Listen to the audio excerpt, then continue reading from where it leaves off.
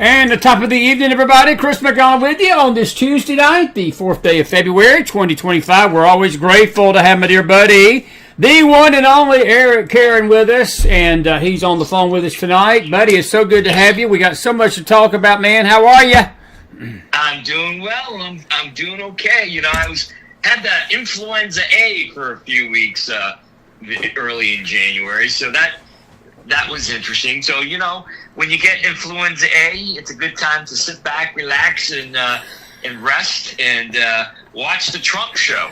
I've heard you've been called influenza A before, but we won't fill in the blank of what that means. I'll just leave it at that. But I am glad you're better. You know, I have to insult you a little bit. You know, if it wouldn't be me, you'd think that aliens had invaded my body if I was nice to you when you first came on my network. You know how it is. Yes, sir. But yes, seriously, sir. I'm glad you're better. I know you were pretty sick, and I didn't have that quite as bad a strain of what you had, but I was down for about 4 weeks in the holiday, man. It's been a tough winter on a lot of folks. Hey, I'm glad you mentioned Trump. A couple of breaking news stories. Let me just say a few house cleaning things to our audience tonight. We're going to have an extended McFiles tonight. After Eric leaves us, we're going to have some headlines. We got some breaking news. Pam Bondi, 52 to 46. She is our next Attorney General. Eric, I want to get your take on that before we get into Iran and some other things tonight and the deportations. I think this is the left's worst nightmare, what's taking shape right now in this cabinet.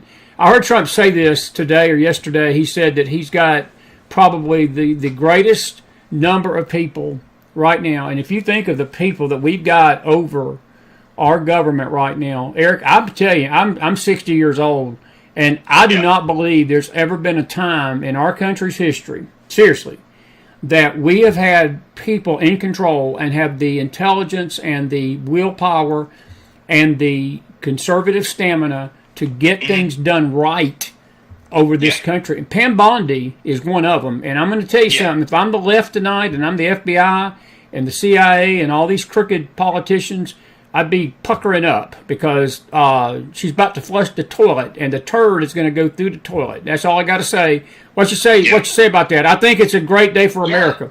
It really is. I think, Chris, listen, if you look at his picks and his confirmations, DOD,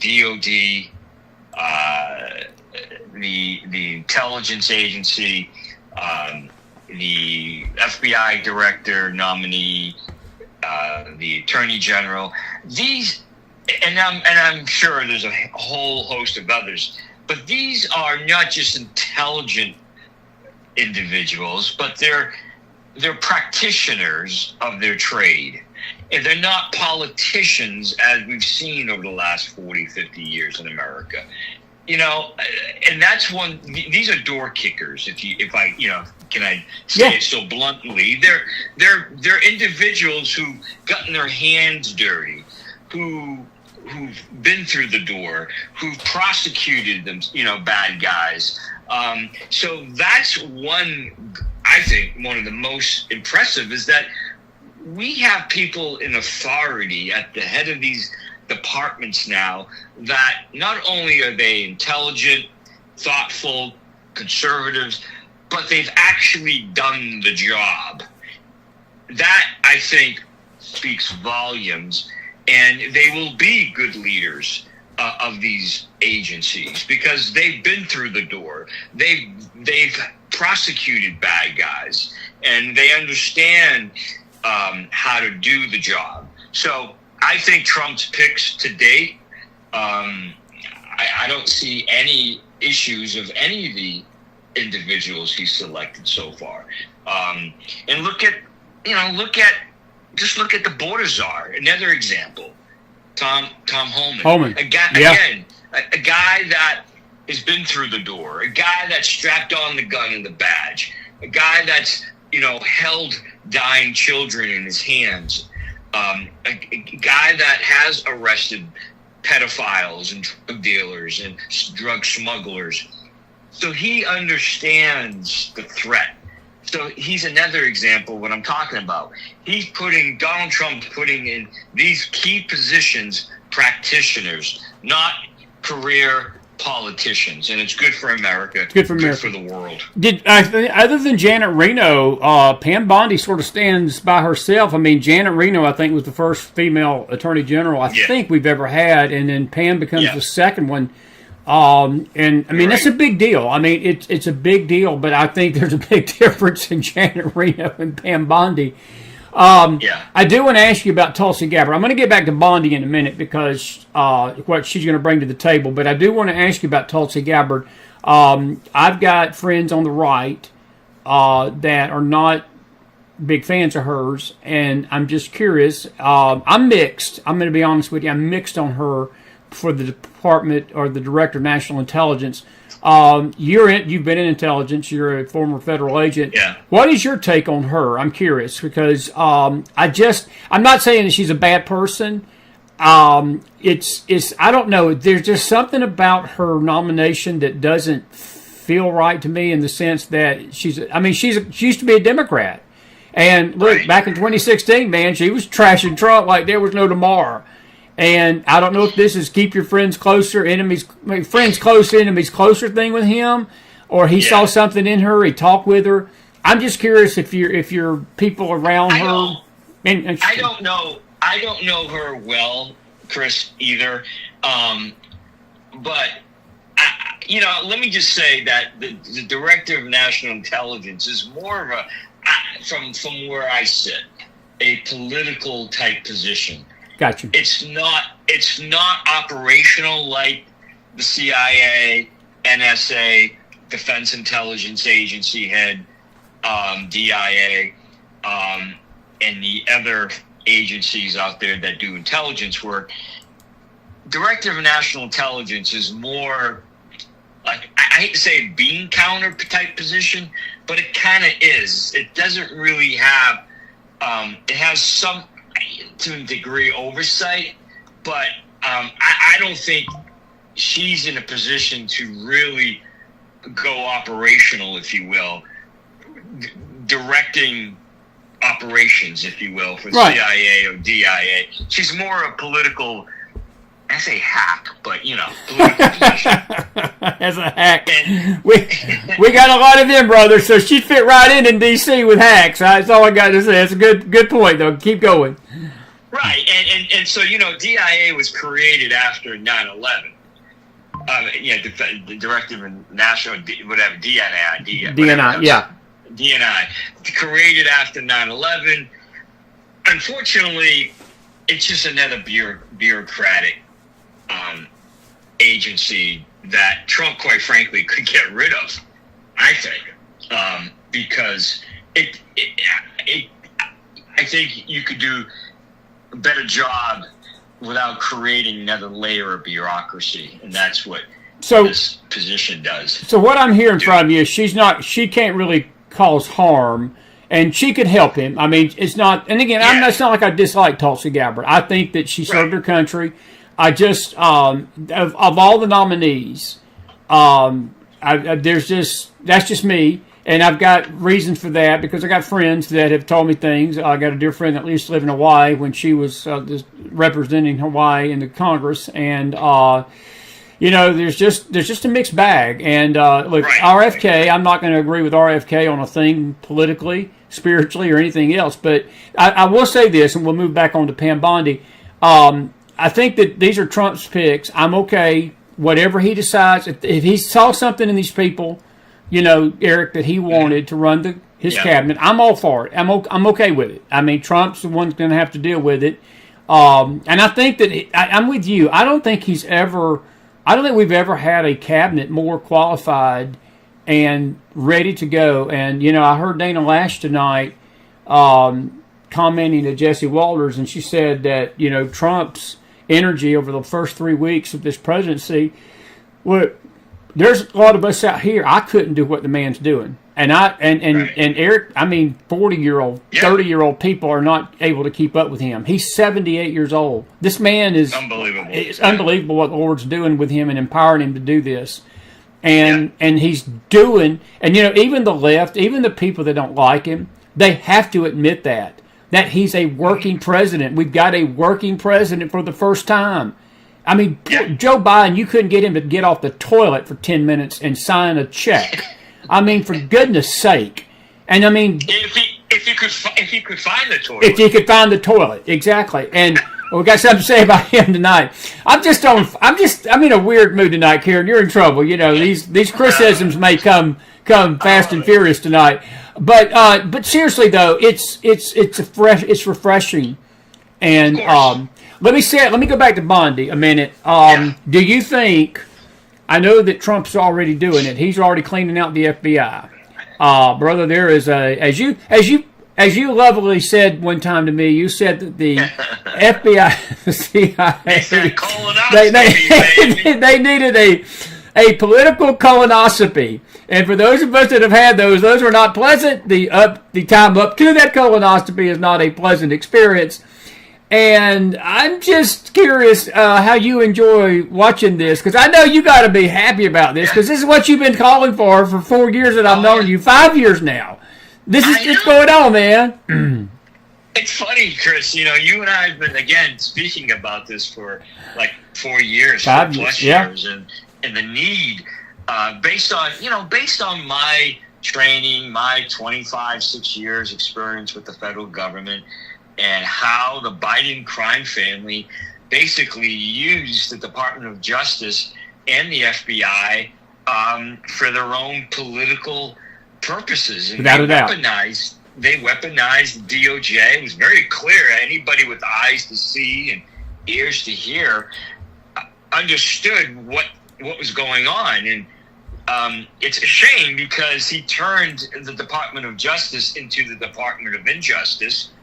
And the Federal Bureau of Investigation, you know, he turned that into his private, if you will, security firm doing covert ops for him, such as, you know, executing a search warrant at Donald Trump's residence, or politically, or indicting him for these quote unquote crimes that you know, no federal prosecutor would ever bring because of the lack of evidence. So, yeah, I am happy, if you will, if I can use that word, happy that the colonoscopy procedure has begun across America, and the Department of Justice and the FBI is in dire need of it. And so it will continue for the next probably month or so or more. It's been reported that the some FBI folks that worked on the January 6th investigation, as well as Mar-a-Lago investigation, are fighting the removal. And understand, it's difficult, Chris, to, as a former manager, supervisor, managing agents, it's difficult to fire. Yes, it is. Federal employees. It's a great point you're making. And they know, these attorneys and these agents, they're smart. Many have law degrees. They can read and write. They know that they'll use EEO as a weapon themselves, and they will allege retaliatory conduct on behalf of the Trump administration, and they will try to bring Trump and the administration into court, civil court, for the next year, and fight any removals. So it's very difficult to fire, if you will, federal employees. We posted a story today in our Telegram room. Andy McCabe was on Anderson Cooper's program on the Crap News Network. I'm sure there's about 15 people watching that interview today or yesterday, but he was decrying all of this, of course, and his comment, these leftists and these liberals, they are a bunch of it's like a child that has been doing exactly what their parents told them not to do. They get caught. The Yep. parent disciplines them, beats their Yep. butt, spanks their backside, puts them in timeout.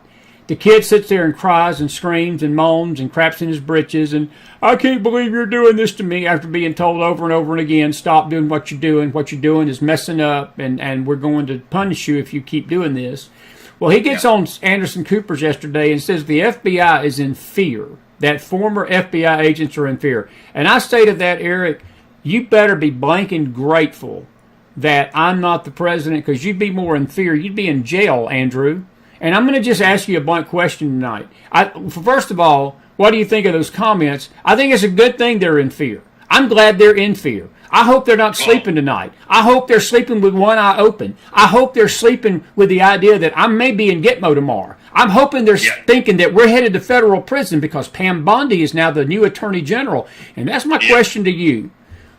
Where do you start with this colonoscopy? Because I want to tell you something I read today too.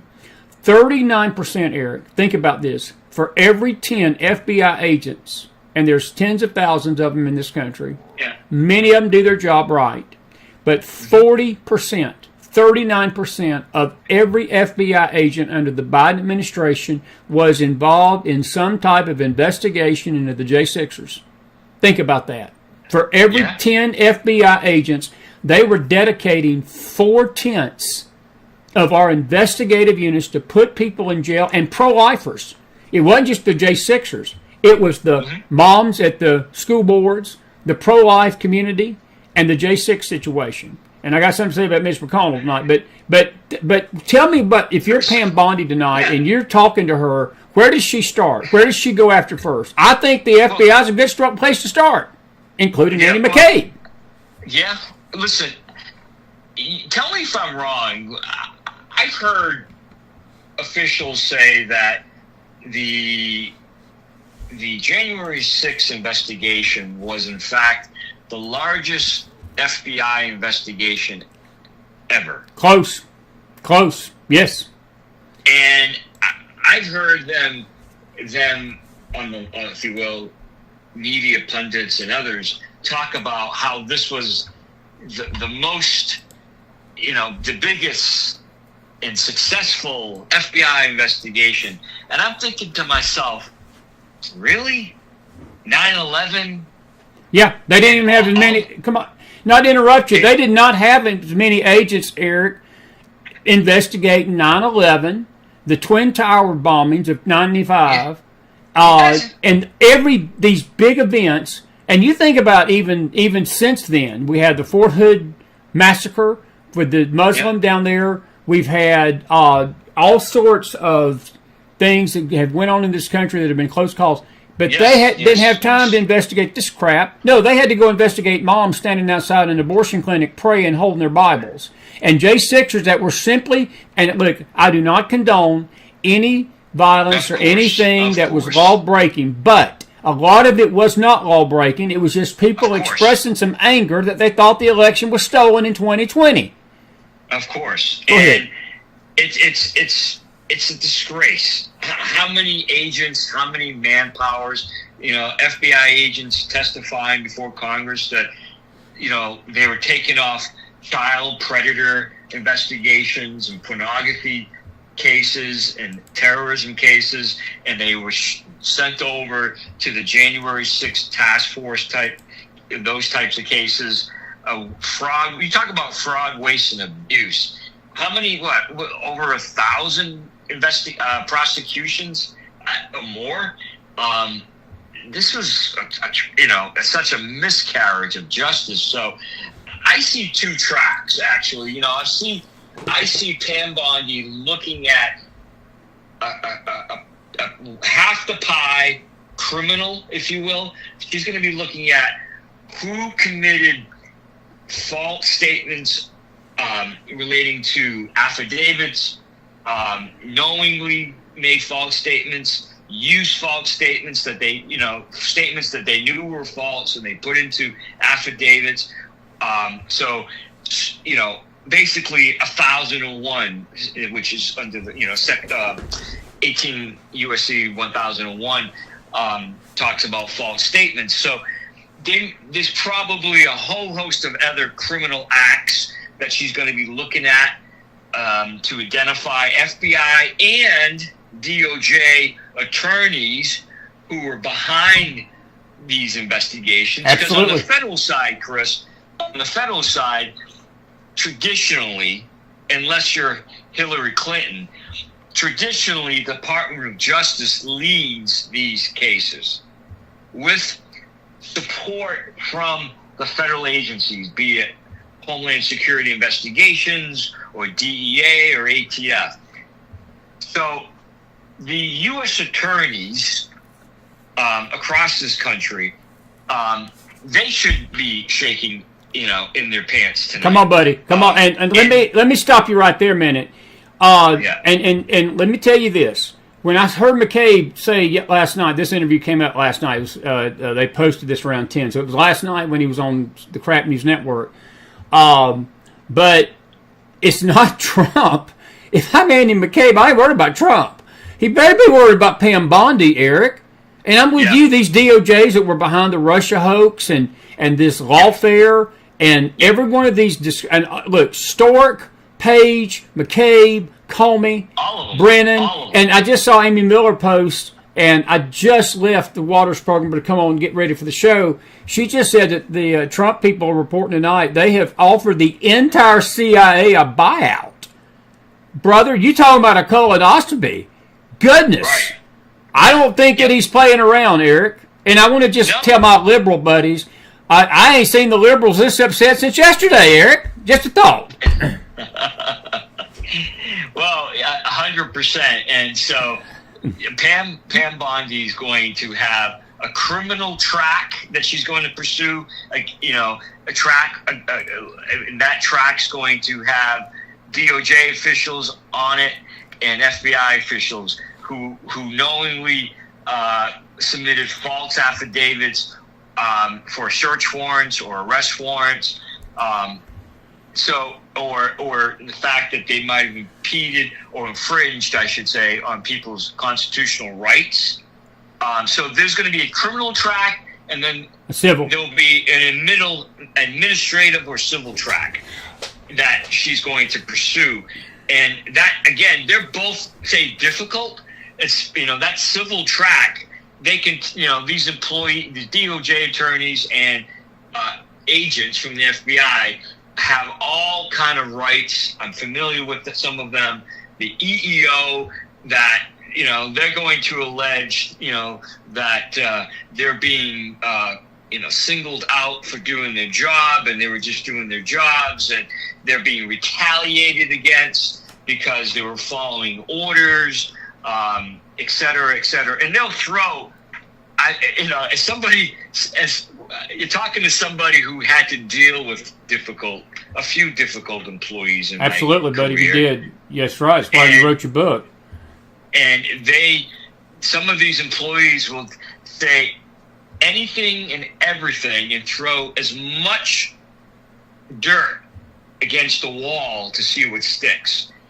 Eric called me a name. Eric was disrespectful. Eric, I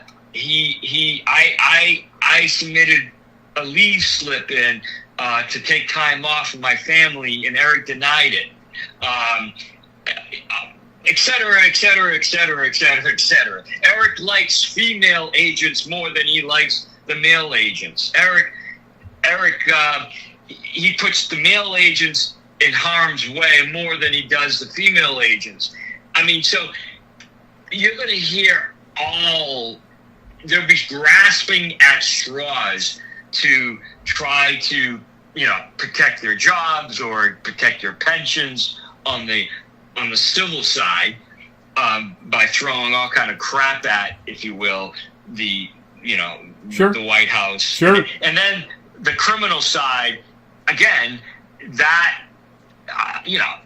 is serious because you're looking at jail time. Where do you think the most vulnerable are right now? Who do you think that she starts with first? And while I'm on this subject, I'm with you about the attorney generals and the FBI, but I'm going to ask you a question. Does she also it was interesting tonight, and I don't want to waste a lot of time on Joe Biden. I could care less what he does, but he signed a Hollywood deal tonight, talent agency, same one with the Obamas. They asked Trump about it, and Trump's answer was actually intriguing. His statement to the reporter that asked him, Ducey asked him, and Trump looked at Ducey, he said, Joe Biden has got a lot of problems, a lot more problems than that, but I wish him well. And I sort of took that statement to mean that Trump knows something is coming. I think Pam Bondi is about to pull the scab off these pardons. And I think that she is going to go after what he did right before he left office. Eric, what do you think about that? Because, you've been calling this crime family. That's the other thing you've been beating the drum about for 5 years, brother. And I'm telling you, I don't think that he's going to walk away into the sunset like he thinks he is. I put something on Telegram tonight that the only thing he's going to be getting a call from Hollywood for is the Shawshank Redemption 2, because he's going to be playing the former president that's going to spend the rest of his freaking days in Leavenworth. What you say on that? Well, listen, Donald Trump, think about this for a second and put yourself in Donald Trump's shoes. For how many years was he the target of federal investigations? I mean, from impeachments to criminal search warrants, indictments. The man, underneath all of what you see, there's no doubt in my mind he wants to make a wrong a right, in that, and he should. He's going to do exactly what you said. Pam Bondi will peel back the onion. Yes. And you will see the disgust relating to the Biden crime family.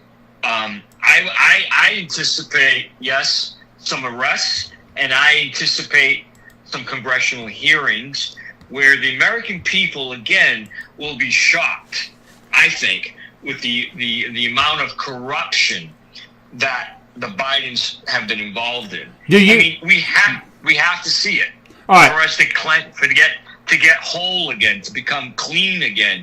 For that colonoscopy to be effective, we got to get rid of the junk, if you will, and the American people have to see it for what it's worth and show the evidence, hard evidence, not hearsay, but documents, maybe with signatures on it, evidence, maybe audio recordings, maybe photographs, hard direct evidence that shows the Biden crime family, the Department of Injustice, what they were up against and what they were doing, and the American people, I think, will be shocked. All right, your point is well taken, but Jeannie Castellanova just said something that has got me thinking, and I want to put it to you as a question.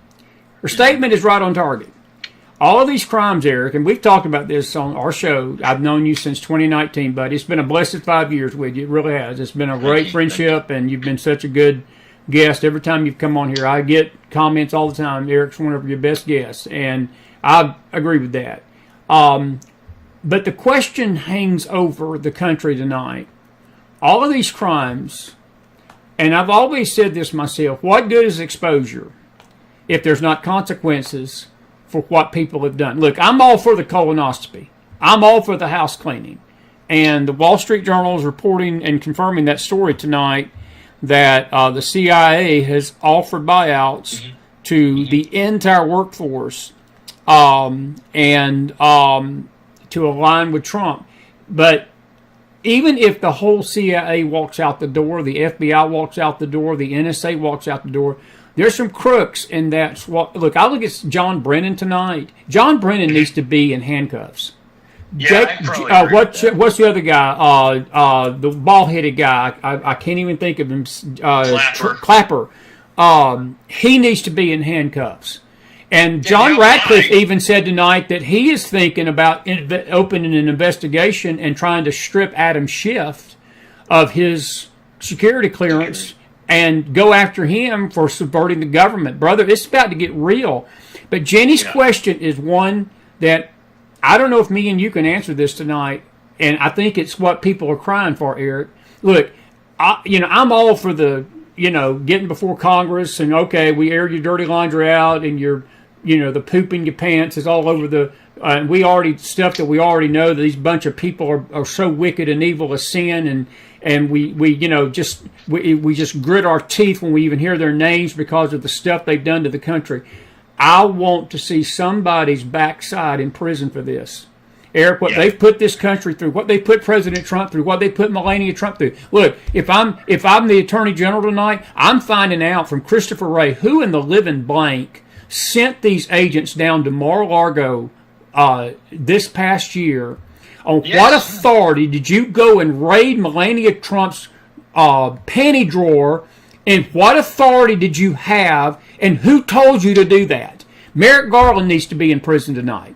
And I'm with Jenny. Look, the Clintons, all of this crime family, Joe Biden, what he's done has been criminal, Eric. It's not just been a malfeasance of office. It has been criminal. And somebody needs to pay. And I get the frustration. I feel it. And my question to you is a blunt one. Do you think we see that? I don't care about the drama and the show and the posting for YouTube and posting for Fox News and all this crap, because a lot of this is nothing but drama and show on the Hill and in Congress, and I think we're just sick of the show. I just want an attorney general to show up with an affidavit and say, I'm Andy McCabe, I'm glad you're shaking in your boots. You're under arrest. Come with me. We're going to put your blank in jail for 20 years for subverting the Constitution of the United States of America. What say you? Right. Good question, Jenny. Amen. I say amen to that. I mean, people forget the spying that they were doing relating to the disinformation online. They were peeing all over our First Amendment rights. The Biden administration, for all these years, censoring our speech. That's another thing, Eric. Exactly. Who the hell was authorizing this? And so what about going into Catholic churches and trying to develop informants and operation in churches? What about school boards trying to, prevent parents from taking control of their child's, curriculum? Hey, let me interject something here while you're on that subject. How about those people that basically undermine the parents' desire not to have their kids' genitals cut off and their boys becoming girls, but who put it in the school teacher's mind that we can do what we want to do and screw the parents and screw what our parents want and do something against the will of the parents? That's justice, Eric. That's coming from the Justice Department. That would have never been done had you had an attorney general in place that would have stood up for the moms and dads instead of standing up for the pedophiles. Go ahead. 100%, Chris. Across this nation, I have a family member involved in the school system in Massachusetts, and what world do we live in that a child, say, who's 15 years old, walks into school on Friday and he's Michael, and then on Monday he walks in, he's Michelle, and all the teachers are instructed to call Michael Michelle now, and like this game, if you will, this horrible game of manipulating children's minds and bodies. It's criminal, Eric. That is criminal. That is criminal, what you're talking about. And it goes on. It's been going on for the last 4 years. Without a doubt. And so there is so much to unpack relating to criminal conduct by the Biden White House, the Biden DOJ, the Biden Department of DOJ, FBI, the Biden ICE, Homeland Security Investigations and ICE, we were flying illegal aliens into America and then depositing them in states and not even telling anybody. Chris, I went to New Hampshire. This was I documented this myself. I went to New Hampshire. I was invited to go speak to the New Hampshire Republican Party. This was probably 2-3 years ago. I get up there and I get, it's at St. Anselm's College. And anyhow, people were coming up to me and saying, Eric, we can't even, now again, this is 3 years ago. We know that there's all these illegal aliens coming into our state, but the mayor refuses to answer our questions. The governor, the state reps and congressional reps, nobody's telling us a damn thing about who's moving in next door to us. They're importing criminals, and our states, our communities have no idea who these people were. They were criminals, they were rapists, they were murderers, they were drunks. So I'm talking about the Department of Homeland Security has some explaining to do, and I'm hoping people go to jail over it, relating to smuggling of people into America. Come on, Eric. Come on. I hope the Department of Justice attorneys go to jail for issuing false warrants, FISA warrants to spy on Trump. Bring it. Come on, brother. And I hope FBI agents who didn't have the courage to stand up to the Department of Justice and refuse to execute these warrants, and they knowingly executed BS warrants, those FBI agents should be also prosecuted. So Pam Bondi's got a lot of work to do these next 4 years, and I think the American people, they deserve justice. They deserve justice. We deserve justice. This country was based on our Constitution, and this administration trampled all over our rights that my father went to Korea to fight. My son currently is in the East China Sea serving in the Navy. He's serving like so many hundreds of thousands of men and women around this country. Serve this nation, Chris, for our freedoms. Yeah. And this Biden administration, unfortunately, trampled all over our freedoms, and there's going to have to be prosecutions now. Pat and Deb Dolan, good to see y'all tonight. I'm going to ask you a couple of questions. I got you this hour's going by so quick. It's hard to believe we've already been going 45 minutes. Listen, do you think evidence is going to disappear? That's the other thing. See, the J6 committee, that's the other thing that Joe Biden, I think, pardoned the J6 committee without even wittingly knowing it. I think they destroyed every document they could get. Eric, it would have been hard, even without the pardon, it would have been hard to pin anything on Liz Cheney and Benny Thompson, whatever his name is. He's another one that needs to be in jail. She needs to be in jail. The whole J6 committee, Kinzinger, all of them, need to be behind bars tonight, what they did. They misrepresented justice. They trampled the Constitution. They took lies. They lied about witnesses, forced witnesses to say things that weren't true.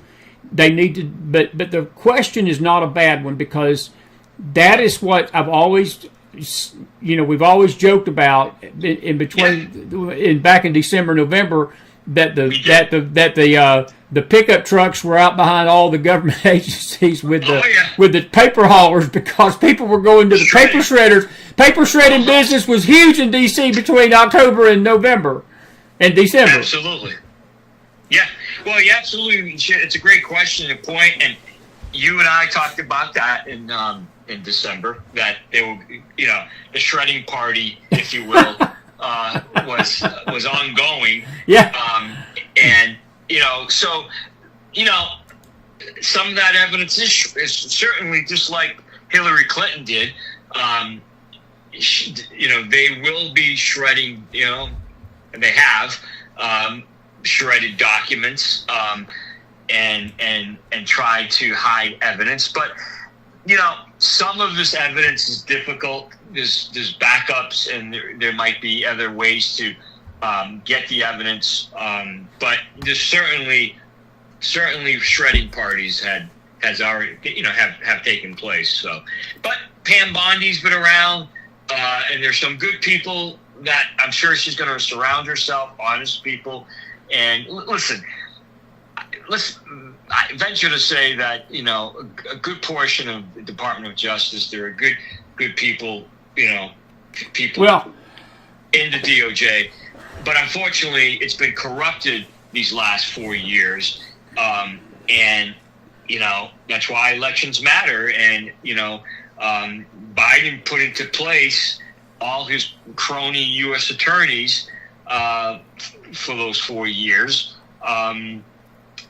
So now Trump's going to have to, again, select good U.S. attorneys in the states. And I think he will select good assistant U.S. attorneys who work for the U.S. attorney in each state. Again, it's going to take some time. This is, Rome wasn't built in a day. The Biden crime family took how many years to build? It's going to be. It will continue to be exposed more and more, especially with Pam Bondi now at the head. Because let's face it, the congressional, if you will, folks, their ability is limited. Meaning they don't have arrest authority. They don't have search authority. They're not doing undercover operations with wires on people.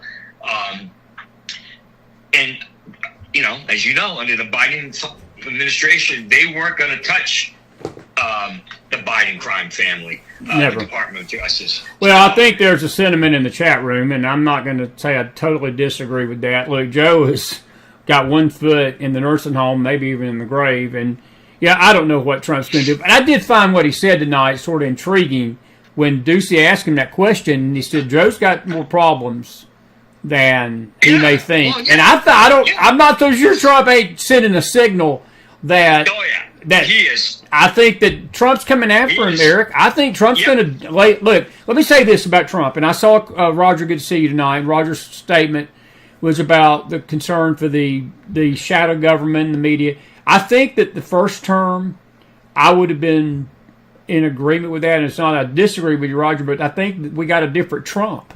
Look, they did this one time before. Trump ain't dumb. And that's the other thing that I've seen in him. It's like he's a pro at this. Where he was a novice when he came in the first time, he is like 15,000 steps ahead of everything. Right. And another thing I've noticed about him, and we got to wrap this up here, and I listen, I promise me you'll come back on this month. I want you to come back in a week or so, because we haven't even touched the surface on this stuff, and I got so much other stuff to talk with you about. We could talk so much about USAID, which you and I have talked about in the past. Well, I'll tell you what, I've got an opening Friday night. Just let me know about your weekend, and next week, maybe next week we'll plan another night, because I do want to talk with you about the USAID thing, very much so, very much. But I think that Trump has also, I've noticed about him, Eric, he's not responding to the left with the kind of childish stuff like he did the first time. He is basically letting them fall off the cliff, and he's right there standing over them, smiling at them, and he's basically putting the dirt on them by his reactions, and he's not giving the media any kind of fodder. They're losing their mind.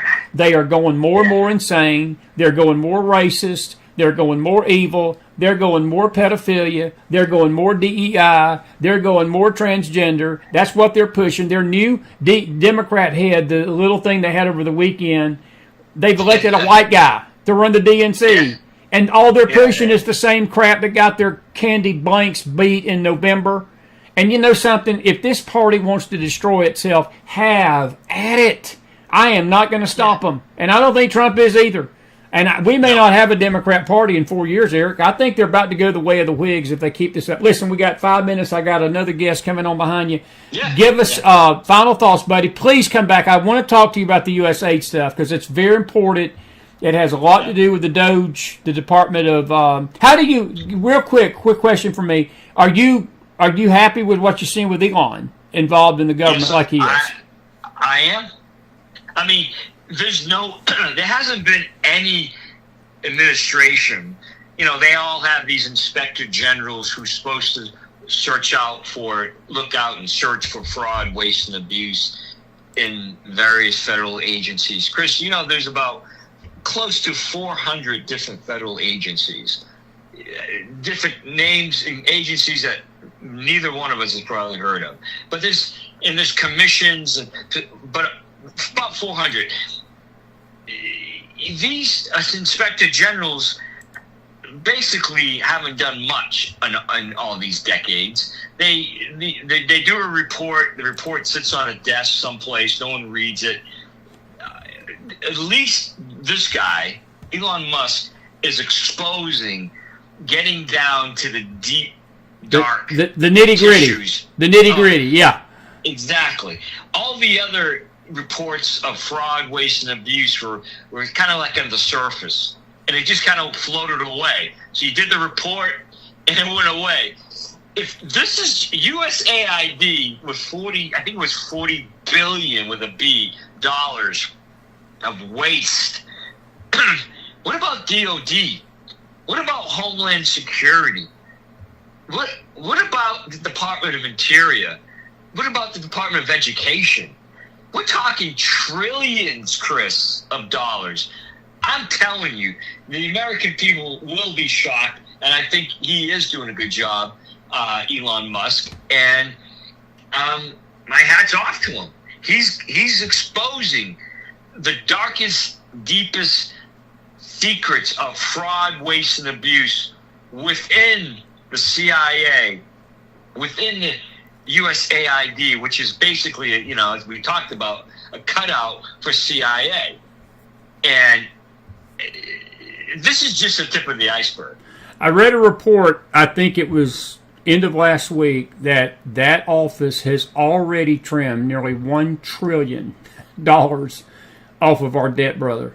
I'm going to tell you something. I think the colonoscopy is not just going to stop at these intelligence agencies. I think it's going to happen in the budget and the financial realm of our government that has been long overdue for nearly a half century, honestly. I think that what we're about to experience in this country, and Eric, the funny thing is, we're only 3 weeks in, brother. There ain't no telling what's ahead. We're only 3 weeks into this. 3 weeks, bro, and God bless Donald Trump. God bless America. And as I said before to you, Chris, it's, Donald Trump is not just going to make America great again. He's going to make the world great again. Meaning, because quite frankly, if the world, if you will, because of globalization, if Russia and Ukraine continue to fight and kill each other, God only knows what happens with, World War III. And so that's why I see Donald Trump in a way that he is the global, if you will, leader of this universe. And maybe that's, people will say, well, that's maybe too big, too much. I don't know. But he's bringing peace. He wants peace, and he brings peace through strength. Yes, he does. He doesn't want war. He doesn't want war with Iran. You heard him tonight. I heard him. I love the Iranian people. I love the Iranian people. But he's saying, do not push me. Do not push the United States. Do not attempt to finish the nuclear weapon. Do not commit acts of terror, or we will respond. And, the countries in the Middle East respect Donald Trump, and they, believe it or not, they want a strong leader in America. Let me just say it like this: if Andy McCabe and his FBI crooks are shaking in their boots, can you imagine what them mullahs are doing tonight in Iran? Yeah. Look, I'm gonna tell you something, brother. The head of some of these governments that were putting their pronouns on their Twitter handles, Trump is, they're coming to Trump for aid, and they're removing all this crap from their websites because there's a new sheriff in town, brother, and I'm telling you something. We ain't seen nothing like this in a long time. I'm not sure we've ever seen anything like this, but it's good to see it. It's good for the soul. If you're an American and you care about your country and you care about this right here, we the people, this is a good blank day in America is all I got to say tonight. Hey, buddy, listen, promise me you come back next week or soon because we got a lot more to talk about, and I want to get your thoughts on several other things. I got somebody else coming right up behind you here, so yeah, man. Bless you, friend, and listen, I'll be in touch. Good stuff tonight as always, man. You got it, Chris. Stay switched on, and God bless you. SwitchedOnLife.com, folks. Get his book. Thank you, Eric. We'll be in touch. Thank you, sir. Eric here, goodness gracious, what a good guy right there. And give me 1 second here. And we've got a special guest that we wasn't planning on coming with us, but he said he could come. I wasn't sure he was going to be able to make it tonight, but he's going to be able to speak to something else. And we're going to get to you tonight. We ain't forgot you folks out there. And, James Akers. Hello, sir. How are you, sir? I am doing fine. How are you doing? Well, I just realized while you're at the beach, Trump you're one of the ones that he bought out and paid $1 million to, so now you're resting on that Siesta Beach. Is that what I understand tonight? Well, no, I'm back in Ohio, but all of my colleagues, it sounds like, have been given a buyout offer. Exactly right. I got it. I wish we had Johnson on here. I would love to see him have what he had to say about this. We're trying to get him. He's been out of touch this week, but we're going to get him on here. But I do want to ask you about that because that's a breaking story here tonight in Pam Bondi, and I want to get your thoughts on this. Well, good to have you tonight, James Akers. Everybody, put some fire in that house, and put some fire in that house for Eric out there as well tonight.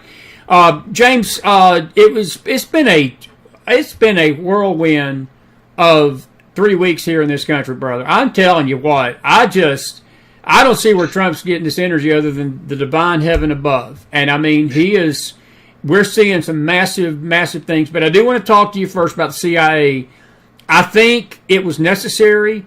You have said this. Brad has said this. I've had Eric Caron, the guy before you tonight, said it. You and him were on the election show together. And, he told me, he said, for there to be a change in America up top, you have to clean these intelligence agencies out. And Trump, I guess, he's doing it, brother. He's doing it. He is for sure. I never had a problem with the rank and file analysts and operational types at the agency. It was those layers at the top that became so politicized that absolutely destroyed the reputation of what was at one time the finest intelligence organization in the world. There's nobody even close. Right. And to me, if they can root out the politicization of it without destroying the morale of the people that need to stay there, you know what I'm saying? I think that's going to be the trick. It's going to be the trick with all of these bureaucracies, and FBI included, all the way from law enforcement to the Pentagon. All of these organizations that have gone soft at the top to please the political types in Washington, instead of their obedience being to the Constitution and the American people. So well said, brother. And so So I applaud it. If you're not going to throw the baby out with the wash, you know what I'm saying? Well, I'm glad you brought out the rank and file, and I need to qualify what I'm saying too tonight. Look, I know that there are a lot of good FBI agents out there. I know there's a lot of good CIA agents out there. I've got two of them on this show that come on regularly. One, y'all both are retired, but you served your country well, and I respect both of you immensely. And I know that there are good people in the NSA. There's good people in the military. There's good people in law enforcement. And it ultimately, James, comes back down to this bureaucracy. It really does at the upper echelons of the CIA. And I think that's where this is being targeted tonight. And I'm so glad you mentioned the rank and file, because there are a lot of people that are doing their jobs and have done their jobs. But there's a lot of folks that have not done their jobs. And I do want to ask you, I was talking with Eric about this. Pam Bondi got approved tonight, 5246. She's our next Attorney General.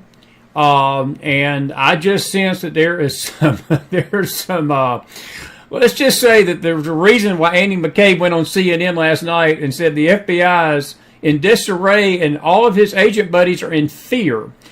Fear is not a bad thing when you've done something bad, because usually that means that, the justice system, the justice train is coming down the tracks, and there's going to be accountability.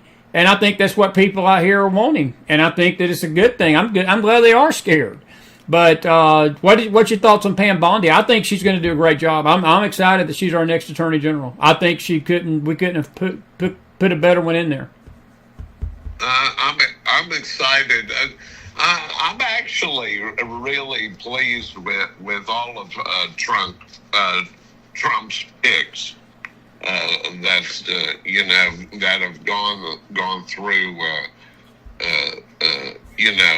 this interrogation process up on the Hill. But I agree with you. I think she'll do a good job. And again, we have seen an Attorney General's office that has been weaponized under the last administration, and that stuff has got to stop. And I think that's why the people elected Trump, to put an end to all of this stuff, to bring some common sense back to these bureaucracies, make them accountable financially and in terms of their job performance, and honest people and law-abiding people should have nothing to fear. But those that benefited, by tilting the table to one political side of the aisle, I want to see it end. I do not want to see it become a revenge tour. I do not want to see the muscle cut away, as they're trying to eliminate this bureaucratic fat. And that to me is going to be a real tough task. Well, it is, because you've got to replace these people that are being let go. You've got to have qualified people to take their place, and that is going to be a challenge. And I'm not going to disagree with that. I think it's going to be an interesting. I put it like this, my friend. If we're seeing this just 3 weeks in. And I think it's a good day to be an American citizen. It's a good day for we the people. It's a good day for people that love their country. It's a good day for pro-lifers. It's a good day for conservatives. It's a good day for folks of faith. I just feel a breath of fresh air. As James Brown said, I feel good. And I could break out into a I feel good dance right now, but I won't. I want to ask you another question. I meant to ask Eric this, and he got away, but I knew you were coming on behind him, and I don't want the night to get away from us without talking about a very important thing that took place in D.C. I'm going to get you back on next week. I want to get into this USAID this scheme and all this fraudulent stuff that's going on. I know you probably got thoughts on that, but I want to talk about Bibi Netanyahu being in our nation tonight. I saw the press conference, and there were several things that really jumped out at me that Trump was saying about Gaza. And he is the first president I think I've ever heard. Reagan wouldn't even go this far. But Trump basically said tonight, James, that I heard somebody affectionately say, Trump Tower, he's about to put Trump Tower right in the middle of the Middle East. And he said, we're going to own Gaza when this is over. But he is actually negotiating, my friend. If you don't think this is prophetic, he's negotiating with Jordan tonight, and he's negotiating with other Arab countries to take the Palestinians off the Israelis' hands. What's your thoughts on all that? And do you think he gets that done? I don't have no doubt that he's going to try. And I wouldn't look, I'm not going to underestimate Trump, because Trump is Trump. Yeah, I think he's starting to get maximum mileage out of taking these really hardcore positions. Yes. You know, and what it is doing is he can walk back his position, but what he wants to do is to force some sort of negotiation in the middle, whether it be Panama, getting Panama back from the Chinese, getting some semblance of order in Gaza, getting the other countries in the region, which are completely loath to accept Palestinians because they know it's a revolt on their hands when they do. Yes. And so there are a number of really difficult tasks. I thought Netanyahu's visit was successful for Netanyahu and the Israelis that back him in a strong position, a strong Israeli military position in the Middle East, and all of these sort of what is tantamount to threats against Iran and some of these other countries, actually is staking out a position, but he will negotiate downward into sort of a common sense posture, and it seems to be working well for him in several cases so far, and I hope it continues to work well. I got to ask you, and I definitely will ask Johnson this when I get Brad on. What did you think of the comment tonight when he was asked, "What if Iran assassinates you?" And he said, "I've already made a contingency plan and I've left instructions." Trump is the only one that can say something like this and get away with it. I was laughing my head off. He said, "I've left instructions as to what's going to happen to Iran if they do that." James, there is no other leader in the world could say something like that and get away with it. But if I was Iran tonight, I would be, again, it's not just the FBI agents that I'd be walking around with fear in my heart tonight. If I'm the mullahs, I don't think I'm sleeping with both eyes closed tonight. I just don't, man. I'm telling you, Trump has brought something to the table that we've not seen in this country, man, in my lifetime. I've never seen this in my lifetime. Him taking charge on the world scene and our nation being in charge again. It feels good, brother. It feels good. Well, I agree with you. There are a lot out there that have problems with America throwing its weight around. I don't. I don't either. I think this country for too long has not acted like the superpower it is, and as a result, we see all these situations around the globe. Is that tactic going to work with every crisis situation around the world? I don't know. Probably not. But right now, he's getting some really good mileage out of it. Well, and as an American firster, I appreciate what's being done. No, and I agree with that to a point about it may not work with other nations, but I will tell you this, and you know this.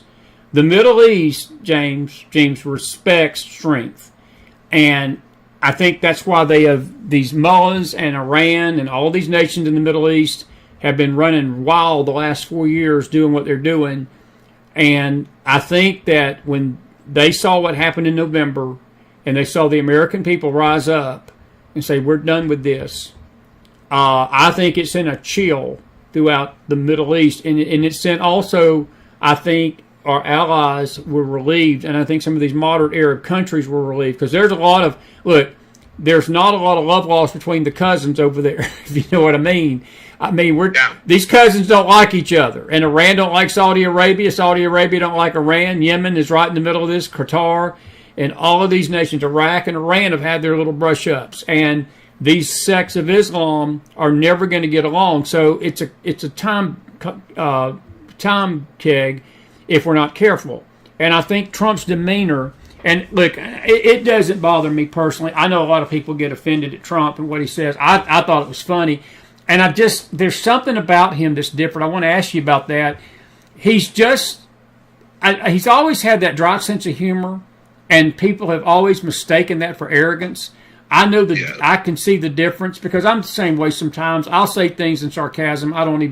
I'm just saying it to be sarcastic, just to get a laugh, and my tongue is 16 feet in my cheek, and people take that as being arrogant and ugly and rude, and it's not. And I get Trump, and I think a lot of New Englanders get him, and a lot of the country's beginning to see this side of him. And even tonight, when he was asked by Ducey about Joe Biden signing that contract with Hollywood, he said Joe's got a little bit more problems coming to him than something being signed in Hollywood. And I just thought to myself, I wasn't sure if that was signaling something. But do you sense he's changed from that first time? I do. I think he is a pro, and he realizes what he's dealing with this time, when the first time he didn't. He didn't realize how deep this swamp was the first time. He didn't realize how ugly the media could be. He didn't realize that he could not work with Dems. He did not realize how undermining his own party could be to him. I think he's gotten that. And he's a different president this go around. At least what I've seen in the first 3 weeks. That's just my opinion. No, I tend to agree with that. I think his first administration, he sort of adopted sort of a Casper milquetoast sort of position towards all of these people. He did. That ended up hating his guts, and he thought he could win them over. That's that New York real estate, sort of cockiness. And he just thought he could win over the media by doing things in a reasonable way, and a number of other positions they took. And then these bureaucracies and even the people he had in his cabinet just turned on him. And he has learned the lesson this time. He knows clearly where the enemy camps are, and he knows that they are motivated to destroy him.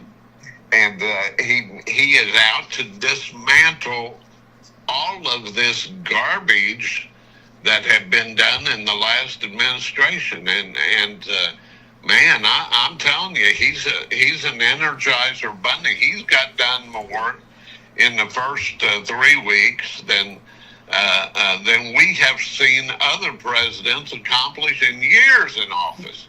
And without a doubt. Without a doubt. I think it's just beginning. I think you're going to have, the worm has turned. All of these folks are now sort of fearing for future litigation coming their way, because they're going to be held accountable for decisions that they made in the past. And I like that. I like the fact that he's got, that Department of Government Efficiency is starting to ferret out all of this gross graft that we had come to accept as a part of doing business in these bureaucracies. And I hope there's just real change that takes place. I'm with you, buddy. It's sure there's a new sheriff in town. Definitely a new sheriff in town. He went to the WEF and he didn't pull any punches with us. The global elite, if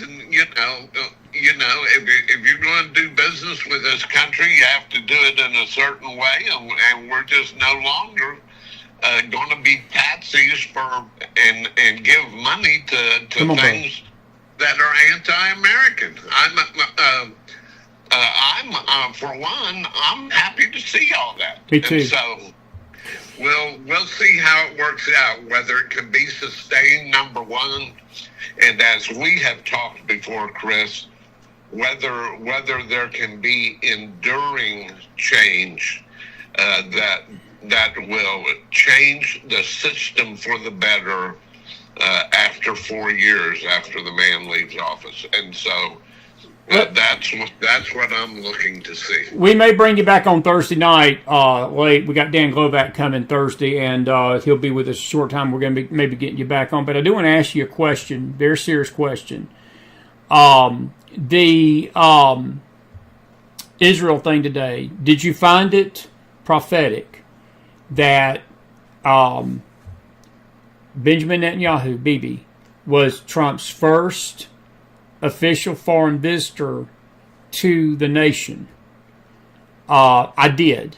I found that was, I'm going spiritual here for a minute because it's very important that our relationship with Israel is solid, and that's going to change too.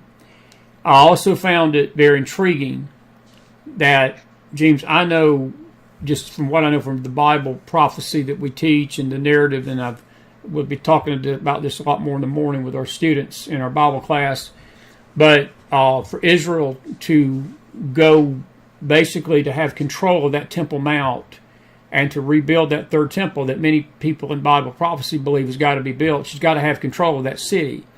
That proposal I heard tonight coming out of his mouth, Trump's, to take those Palestinians and move them off the land, to get Gaza free of the Palestinians, the whole... I mean, what I was hearing tonight was sending shockwaves in my spirit that, brother, we're in prophetic times. And this was a prophetic meeting tonight. And there were, as I said, there were things that Trump said that I've never heard an American president say in the history of this nation. Reagan didn't even go this far. Bush Jr., I felt, he undermined Israel, but there was some part of Bush Jr. that at least recognized that the Palestinians were not fair brokers. He tried his best to fit a square peg in a round hole, and it just failed. I think Trump has known this all along, that this Palestinian Authority, Hamas, the Gazans, the Palestinians, they cannot be negotiated with, and he's offering them the same olive branch that he's offering Iran tonight. We don't want to sanction you to oblivion, but if you don't go along and continue this violence, and you continue these terrorist attacks, and you continue what you're doing, we will bury you in the sand, and I will put a Trump Tower right in the middle of Gaza. He said it tonight. He said the United States will own the Gaza Strip. I mean, that's deep, brother. And as we wrap this up with you tonight, did you find this prophetic today? And I thought it was telling. I felt there was something about this meeting with Bibi that was powerful. I watched the interview and watched the press conference, and I tell you, man, I was feeling some Holy Spirit chills, and in a good way. And I was like, Lord, this is a change in the wind that we've not seen in this country since I've been alive, buddy. And that's a good 6 decades now. Yeah. No, I think what Trump and his team realizes is that a position of moral equivalency in the Middle East does not work. It isn't two groups of peoples that are very similar, and that you need to be fair to both sides. No, that policy, in my perspective, has been bankrupt from the beginning, and so I too thought it was extremely important, sent a very valuable message to the Middle East whereas Obama, when he was talking to Israeli leaders, would always be pictured as showing the bottom of his feet. With the enemies. He supported our enemies.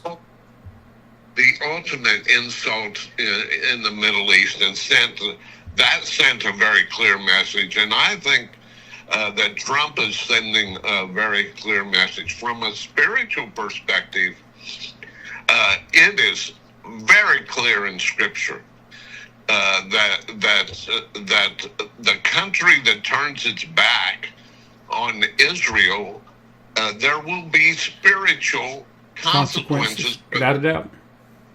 And so I am glad to see us coming back.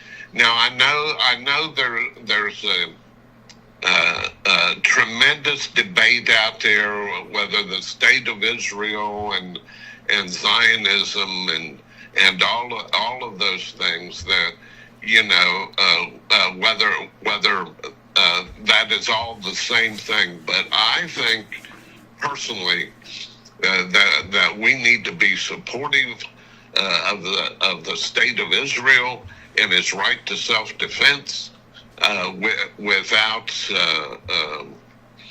giving them absolutely the keys to the kingdom. There's a reason why the United States is not mentioned in prophecy in Scripture. And it's because this country has to decide. It's a decision. Whether it is going to support Israel, the only democracy, the only country that reflects basic Judeo-Christian values in the Middle East, or whether it's going to treat everybody the same over there. And if we do that, which we have done in the past, it invites national disaster. That's my view on it. Buddy, I couldn't say it better. Listen, hang loose this week. I want to get your thoughts on this USA clean out too. Between Elon, Trump, and all these confirmations, it's like I don't have time to talk about anything else right now. So you're my go-to guy. So you're gonna have to keep that phone on. I'm glad you're back in Ohio, which is good, and it's good to see you tonight, buddy. Any final thoughts before we wrap this up, my friend? No, I think we have discussed the essential points, and that is change is long overdue.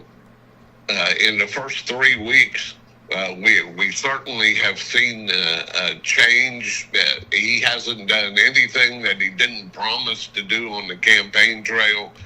And I think Americans are ready for change, and he's starting to deliver on it. Yeah, I'm with you. I'm with you, buddy. Well, listen, God bless you, friend. You are always welcome here, and always just a pleasant discussion person to talk to. And I love you as a brother, and I appreciate you and your wife. And may the Lord bless you both. And listen, I'll see you soon.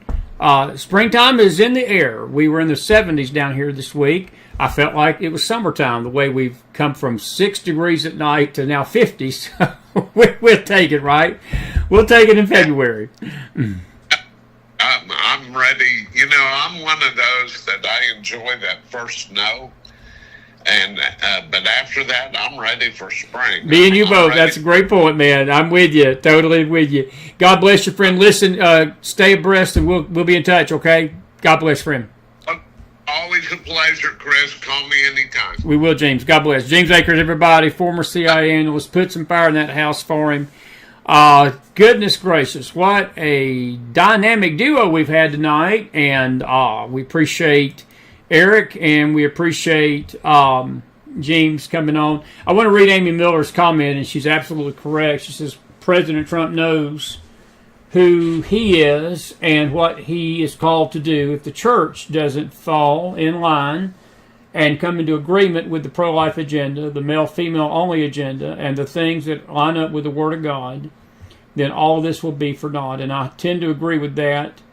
I tend to agree with that quite a bit, Amy, and I think that's well said. And I think that's the deciding factor, folks. It's whether the people of God are going to get in line with this. You got voices out there. I'm telling you tonight, conservative voices that were upset that Bibi Netanyahu was in our country tonight.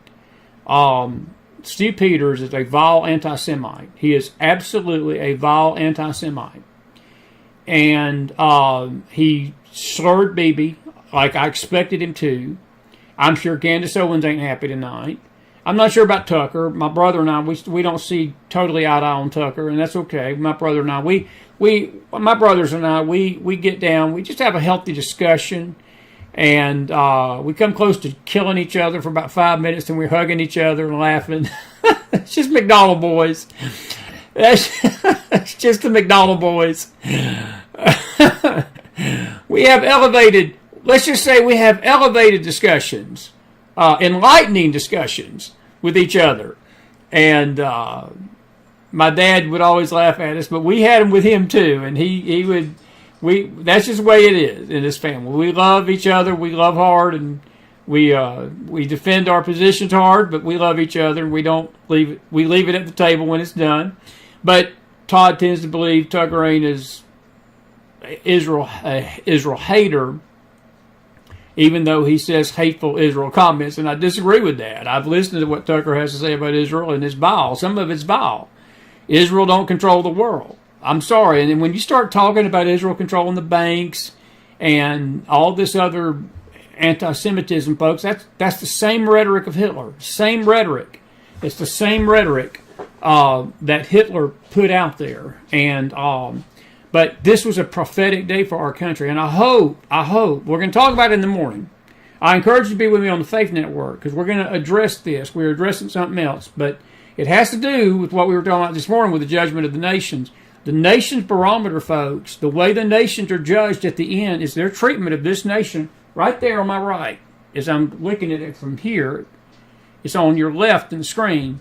But that nation on the right there with that beautiful Star of David, all nations, that's the barometer by which the judgment of the nations in Matthew 25 is going to be done, is their treatment of Israel.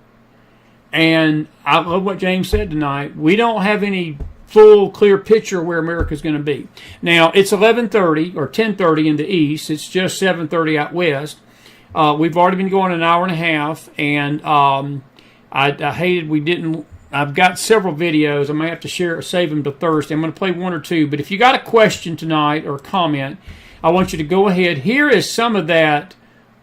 This is about a minute clip of that press conference today with President Trump and Bibi Netanyahu. Roll the tape. The only reason the Palestinians want to go back to Gaza is they have no alternative. It's right now a demolition site. This is just a demolition site. Virtually every building is down. They're living under fallen concrete that's very dangerous and very precarious. They instead can occupy all of a beautiful area with homes and safety, and they can live out their lives in peace and harmony instead of having to go back and do it again. The U.S. will take over the Gaza Strip, and we will do a job with it too. We'll own it and be responsible for dismantling all of the dangerous unexploded bombs and other weapons on the site, level the site and get rid of the destroyed buildings, level it out, create an economic development that will supply unlimited numbers of jobs and housing for the people of the area. Do a real job, do something different, just can't. That is the President of the United States.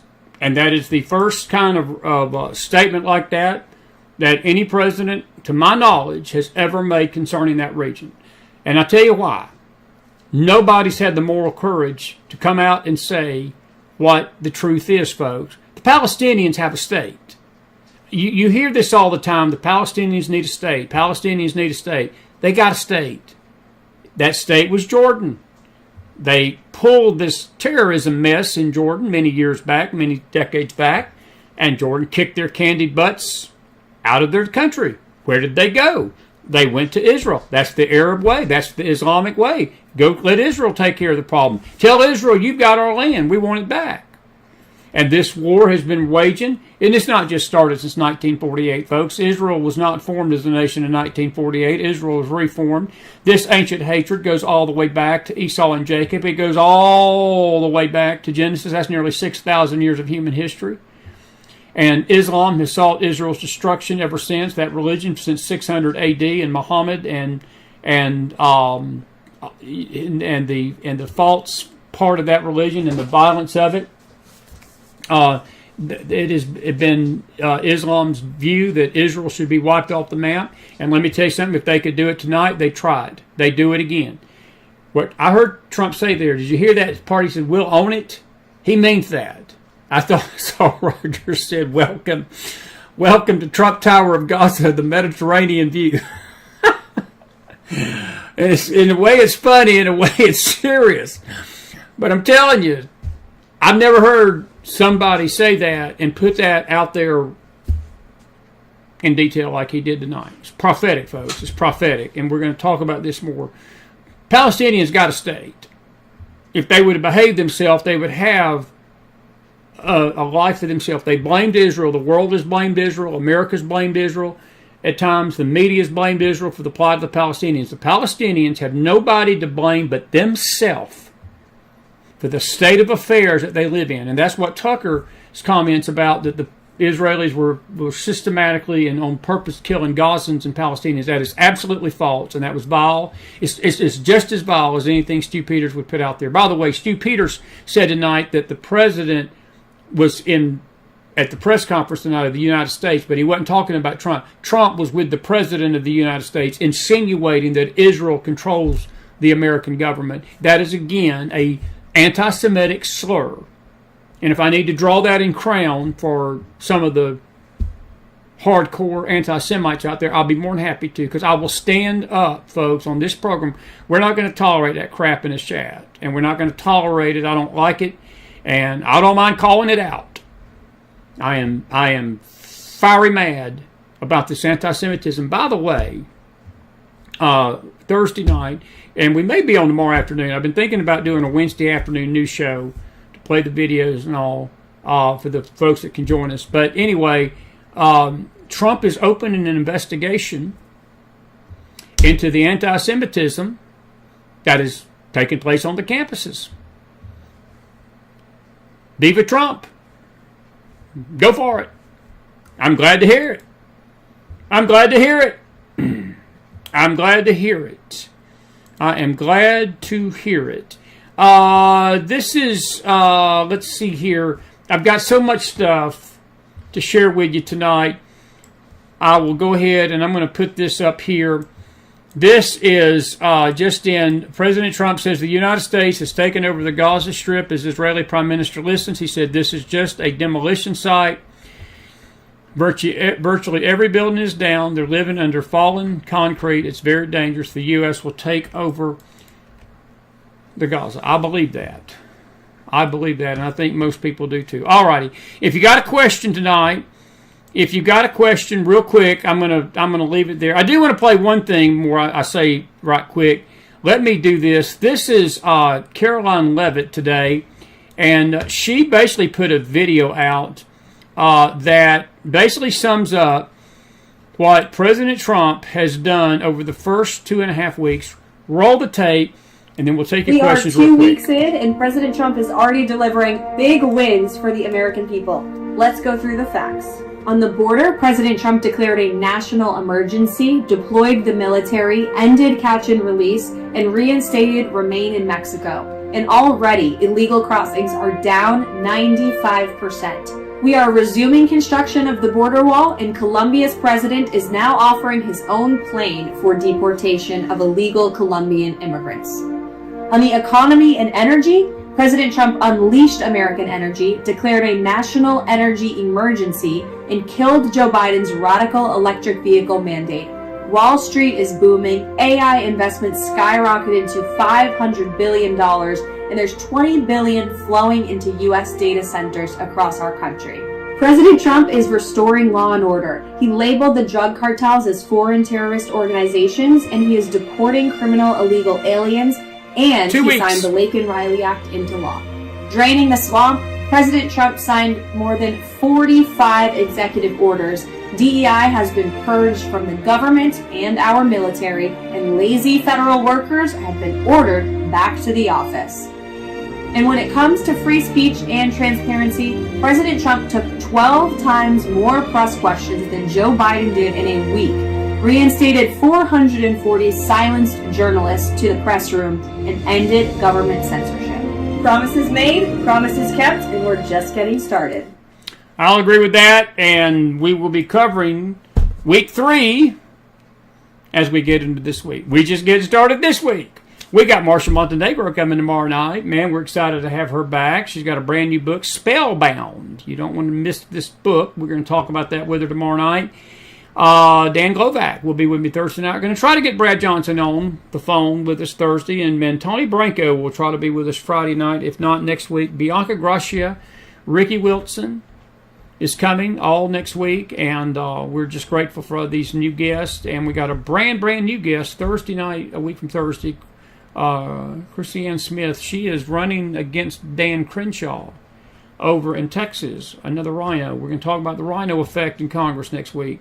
So it's good stuff, and it's going to be good stuff coming with you. And anyway, Elaine says, and those found guilty of anti-Semitism should be expelled from their college and universities. Elaine, that should have already been done, honestly.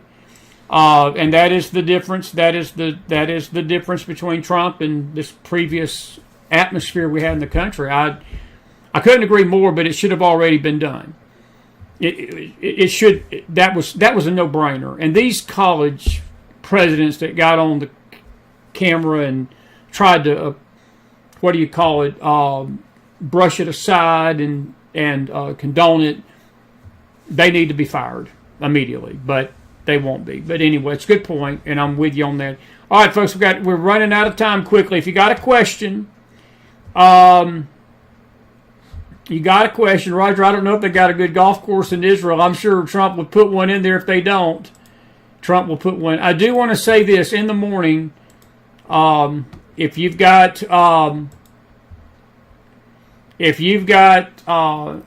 would like to come and be with us on our Faith Network, we're going to be discussing this a little bit in our lecture. We always do a little lecture at the beginning, and we're going to talk about this at the beginning, the prophetic nature of what Trump said, why it's important in God's plan for man, in God's plan for Israel. It's extremely huge what he said tonight, but I don't have time to dissect it tonight on the news side. I'm going to dissect it tomorrow morning on the faith side, and we're going to continue talking about the judgment of the nations and those feet of brass that John saw and Daniel saw. And then tomorrow night we'll be here with Marcia at 6.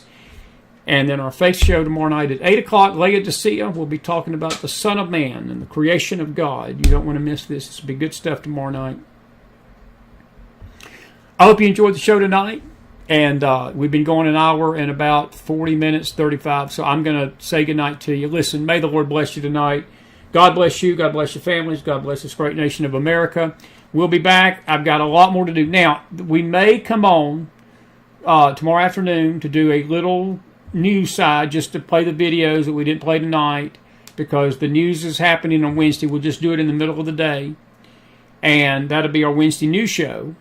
We got a brand new show coming, 2 brand new shows. Our faith show, we did the first one Saturday night, Sword of the Spirit broadcast. We had some of you tell us you heard it on the Now Network, nownetwork.com. Go to the watch button. But there's another show that is getting ready to launch on the K-Star Radio Network, and that is called the Mac Report News Hour. And it will be formatted just like you see tonight. We'll have some guests, but mainly it's going to be sports, weather, the news headlines, and some gray-headed dude running his mouth for an hour and giving you his thoughts.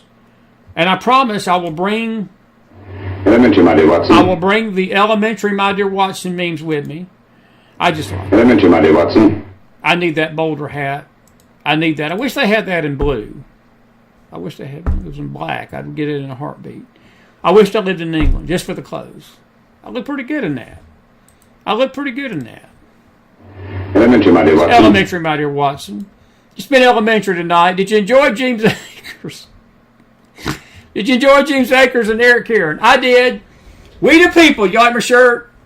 I found this. I can't remember where I got this from. Trump's right in the middle. There's Washington and Hamilton and Samuel Adams and Alexander Hamilton, statesmen of the past. We got a statesman in power tonight. I want to say this, folks, at the close.